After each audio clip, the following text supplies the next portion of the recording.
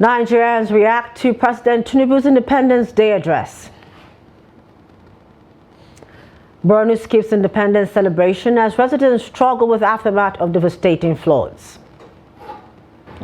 Troops capture 8 Boko Haram terrorists and 2 kidnapped informants in Taraba. The forensic tragedy in Thailand, over 20 children killed in school bus fire. Hello and welcome to Trust TV's news update. I am Chiamaka Mwafo. Thank you for joining us and happy independence.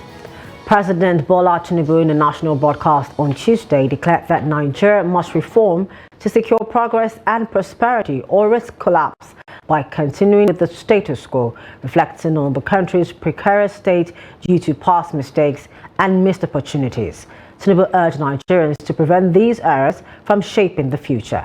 He highlighted that 16 months into his administration, vital reforms to the political economy and defense sectors were necessary to steer Nigeria from its critical juncture. The address was part of the president's message for Nigeria's 64th independence anniversary. We celebrate the progress we have made as people in the last 64 years. We must also recognize some of our missed opportunities and mistakes of the past if we are to become one of the greatest nations on earth, as God has destined us to be. Our mistake must not be follow into the future. My administration took over leadership of our country 16 months ago at a critical juncture. The economy faced many headwinds and our physical security highly impaired. We found ourselves at a distant crossroad where we must choose between 2 paths: reform for progress and prosperity, or carry on the business as usual and collapse. We decided to reform our political economy and defense architecture. In a national address on Tuesday, President Bola Tinubu warned that Nigeria must reform for progress or face collapse by sticking to the status quo. Citing past mistakes and missed opportunities, Tinubu urged Nigerians to ensure these errors don't dictate the country's future. Abdullahi Ahmed reports on the key takeaways from the president's speech and reactions from Nigerians.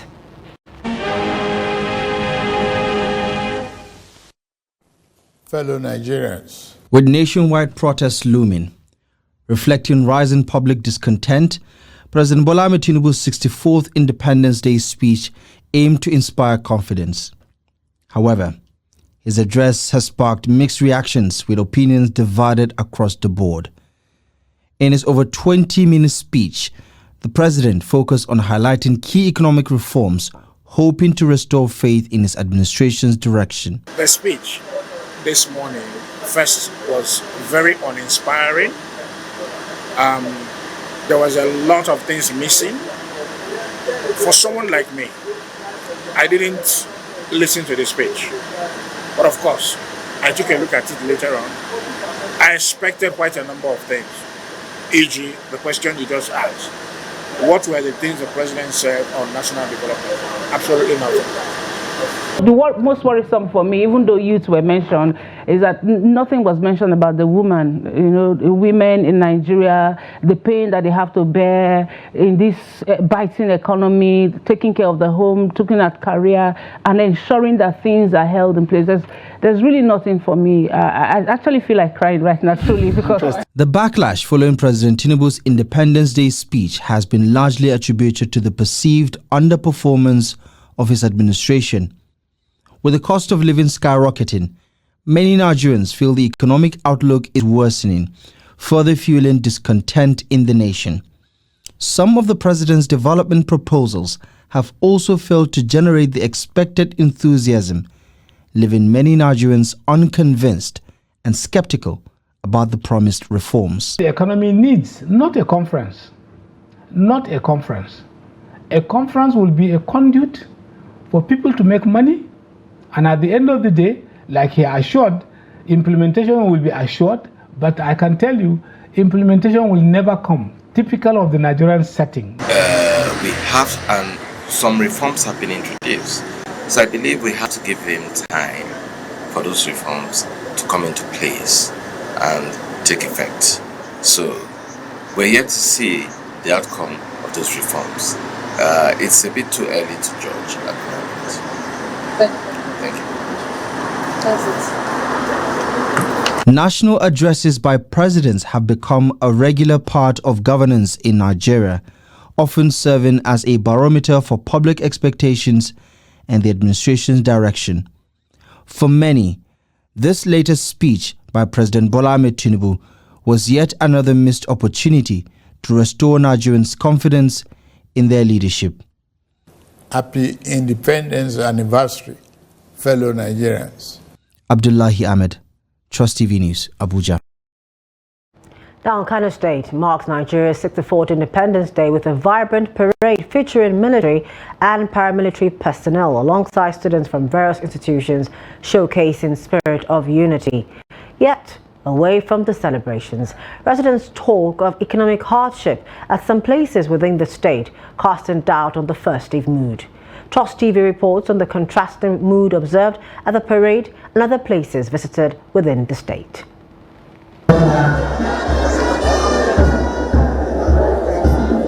Kano's Governor Abba Kabir Yusuf delivered a passionate speech at the Independence Day parade, highlighting the achievements of his administration over the past year.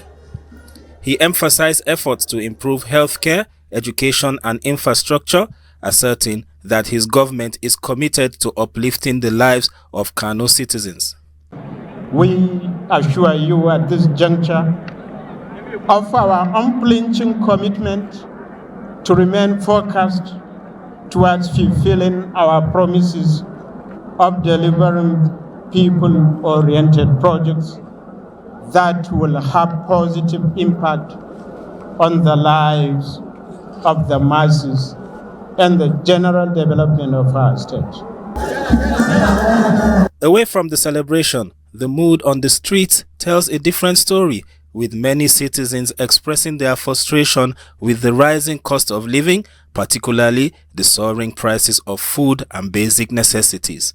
The president said that he knows the country is suffering and that we should give him time. Actually, we are looking forward to what he will do for us. Everybody knows how the country has been. No food to eat, nothing, shelter is becoming hard. School, our children cannot go to school and everything. The Kano State economy, let's say for now, well, it's just manageable. It's manageable, but for now, nothing is moving fine.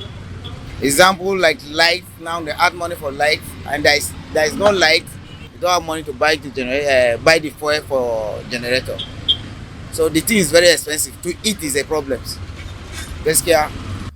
These sentiments reflect a broader concern among Kano residents who are increasingly anxious about their economic future. Minimum wage, they say they tried for workers, they increase their salary, though it's not enough anyway. Because compared to past government, during Jonathan, from your salary, you can even buy a bag of rice. Though salary has been increased, but up to now, you can see even one bag of rice can even cut off your salary. But if there's another thing government can do for us, like looking up to the border, opening the border so that essential commodities like food stuff should come into the country. Because that's what is important for us now. As the masses, the most important thing is food and everything. Any other thing is secondary. What we were expecting is for the president to tell us when and how they could be able to maybe address the issues of rising cost of living, rising unemployment, burden, economic burden. When will they stop or reduce maybe borrowing from international donors? Because this borrowing is telling on Nigerians. In Kano, the voices of its citizens serve as a vital reminder that independence is not just a celebration, but a call to action for better living conditions for all.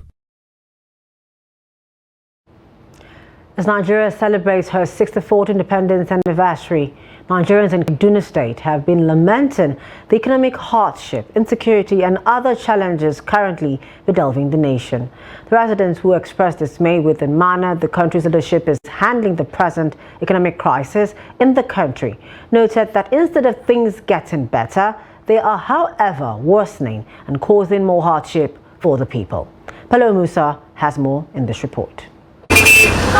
While the day is being celebrated in parts of the country, people in Kaduna State are struggling to survive and meet up with their family obligations. Though many believe the day is worth celebrating, the celebration is, however, overshadowed by the excruciating economic hardship inflicted on Nigerians. Celebration, we like it. Only the problem we have on ground is this hunger. That's the problem. So we want our president to help and touch that area. That is the problem. Then the problem we have again, even though they don't touch about fuel, let them reduce fuel price. It's important to celebrate it because before we were under some British rule or something when we were not free, but now we are free to do things on our own. Since I was born, I've not seen it like this. Hardship everywhere. Okay, look at common transportation. I enter here now, 500 naira, going 500 naira. Despite the economic hardship they are battling with, they are still optimistic that leaders can address the challenges only if they initiate policies that will turn around the economy. All we need to do now is all to go back, both Christians and Muslims, and those who don't have religion. Let's start begging God, go back to God and beg God for forgiveness. Let our Oga, we know the past before us, the day before, bring our Nigeria back. Control pride has the power to do it. Amidst the challenges facing Nigerians, parade at the Ahmadu Bello Stadium added color to the low-key celebration.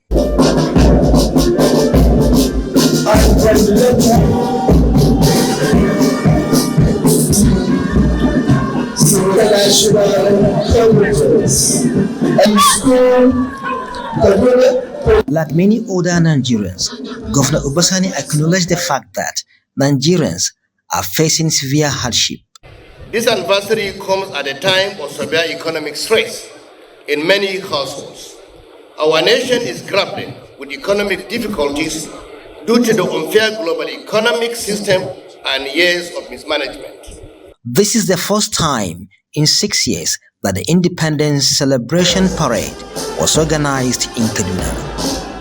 Bello Musa, Trust TV News, Kaduna. Over in Gombe State, residents are divided over the need to celebrate the Independence Day or not.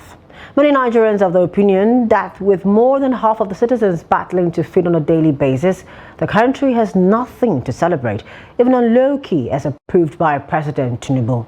However, some argue that the day should be celebrated in the spirit of patriotism.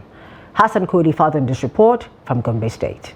Annually, a series of events lined up by the federal government as well as state always herald the nation's independence anniversary on October 1st. Due to the economic hardship this year, the streets of Gombe, where youths are often seen with branded t-shirts celebrating the day, are empty.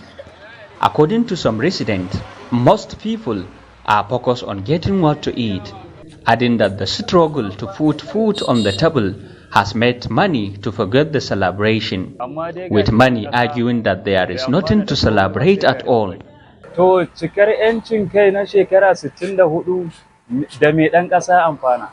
As a citizen, I think we are not fully benefiting from the nation's independence from her colonial masters. As a matter of fact, Nigeria itself needs help to stabilize socially and economically. I don't think even the president himself will be able to convince us that there is real and impactful development, especially now that we are still struggling to feed ourselves. The promises made by our founding fathers since 1960 are yet to be fulfilled, and this is unfortunate. So I have nothing to celebrate. Wani ci gaba da muka samu. Kullum gwamnati ta zo ta ce an kawo ci gaba. It is a day of mourning for many of us, as we are yet to feel the impact of the government. The government is always saying they are bringing development to the people, but as a citizen, I am yet to see the said development, so it is usually fictitious and in the realm of imagination. This administration's policies have brought us untold hardship, following the removal of subsidies on the electricity and fuel. We want the government to know that we are not celebrating anything. Let the government reverse its harsh policies. Tsare-tsare ne na wahala, na kunci, na saka talaka a cikin matsi. For people like Muhammad Ibrahim, Nigerians have a lot to celebrate. He, however, urged top government officials and Nigerians in general to remain patriotic even in the face of daunting challenges. Actually, we have to celebrate independence. Nigeria is 64 as independence. If you look at the development and the challenges so far as democracy is concerned, while we have to commend the government by making sure that sustainability of this government and providing all necessary things to make sure that Nigerians are going smoothly. If not because of the corruption that we have in this country, Nigeria is not the country that we are going to see it here now. So we are calling on the government and the Nigerians, particularly the youth, to make sure that they know what is going on in the government, and we are calling on the youth. Protest is not the solution for our country. We have to partner with the government. We have to be law-abiding to make sure that we support the policies of government to ensure the integrity and personality of Nigeria is restored. Despite approval of a low-key Independence Day celebration by President Bola Ahmed Tinubu, many Nigerians are still criticizing the move, saying the government needs to focus on people-friendly policies that will ease the current hardship among its citizens. From Gombe, Hassan Koli reporting for Trust TV. In Maiduguri, the Borno State capital, there was no Independence Day celebration as residents, especially in the capital, pick up their pieces from the devastating floods that killed at least 30 people and displaced over 1 million. Trust TV's Beatrice Kurutsi brings us up to speed with the Independence Day situation in the capital. It was a calm Tuesday morning in Maiduguri with free flow of traffic and no special recourse to the October 1st anniversary. The only difference is the public holiday declared to commemorate Nigeria's 64 years of independence. Ramat Square, where most national events take place, looked empty with no sign of the usual march past to commemorate the day. Maiduguri residents attributed the no celebration to the floods that sacked the city and some local government. You see, the flood is natural cause. When it happens, it affects the economy of the people. People must lose their houses, their property, and a lot of things. So people may find it difficult to celebrate. Some they have no food, some they have no shelter. They are residing in some uncompleted buildings. We have many factors. We have factors of flood. We have factors of insurgency. We have this kind of lack of market and poor living condition in this town. That's why we are not celebrating. Some people even don't know today is Independence Day. This flood disaster that was occurred to us and insecurity. So after insecurity and this protest that has already been passed. So all this issue is worse in Nigeria today. Nobody come out and celebrate the Independent Day. Why? Because we are facing challenges of the security. We are facing so many things. They want the government to provide more support for flood victims and agricultural interventions. Government should reform the economic scheme. You know, all this suffering, people were just suffered because of the economic problem.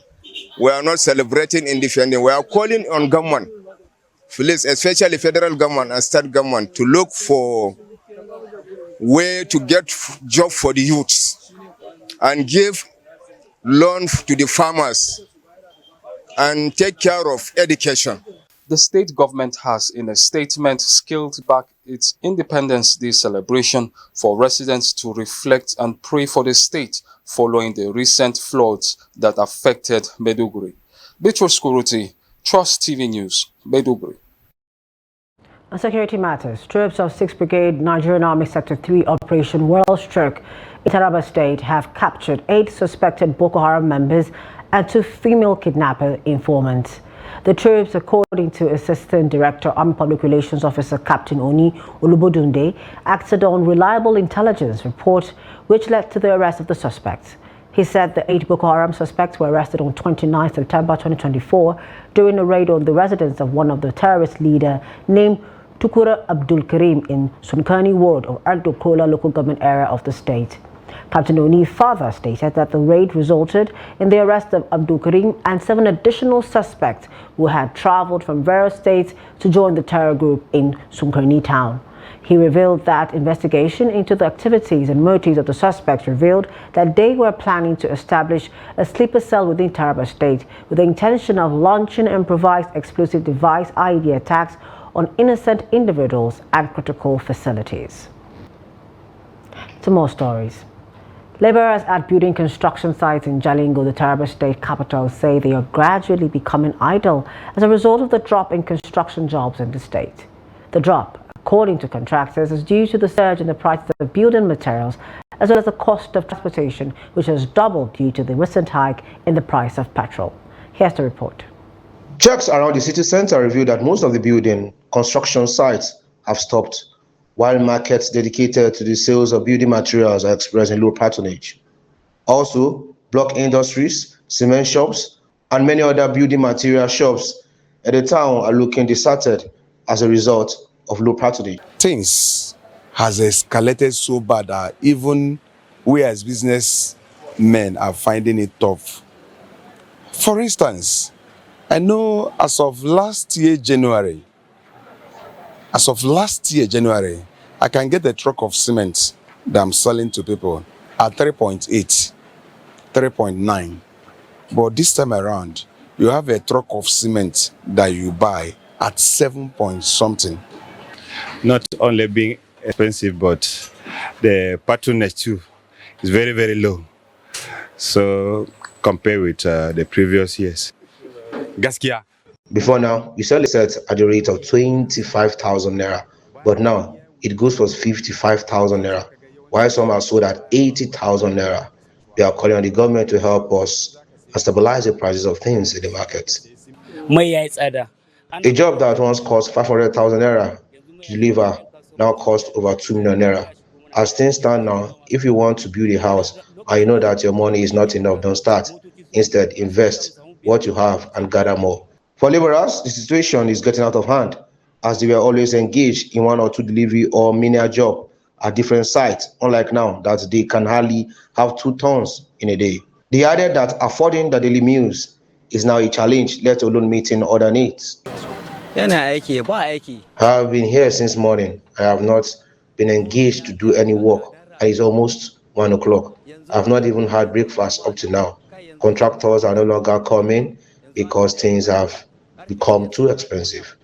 If they can come to our aid to see that they should bring down or subsidize the price of things so that at least, you see now people don't build because going to market to buy things now is very cost, and the problem there is not even the building. People are just looking for what to eat now.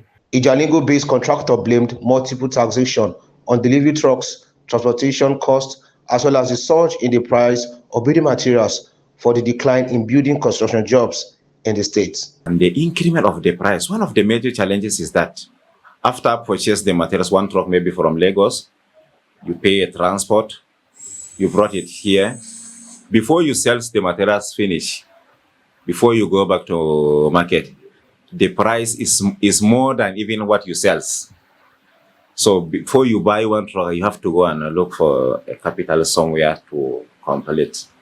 They all urge the federal government to address the fuel crisis in the country, which has a multiplier effect on all other sectors. Away from Nigeria, more than 20 children have been confirmed killed as school bus caught fire in Thailand's city of Bangkok. As the devastating blaze tore through the coach on a highway in a northern Bangkok suburb as it carried 38 children, ranging from kindergarten age to young teenagers and 6 teachers on a school trip. The victims' bodies were so badly burned that officials are unable to give a precise death toll yet, while identifying remains could take days. Interior Minister Anuti said 21 people escaped from the blaze, but 23 are still unaccounted for and likely to be dead. Rescue workers put up screens around the wreckage to shield firefighters and investigators as they began recovering bodies.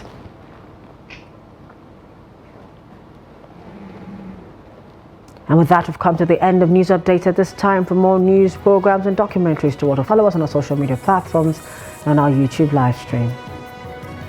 I am Chiamaka Mwafo. Thank you for joining us at this time.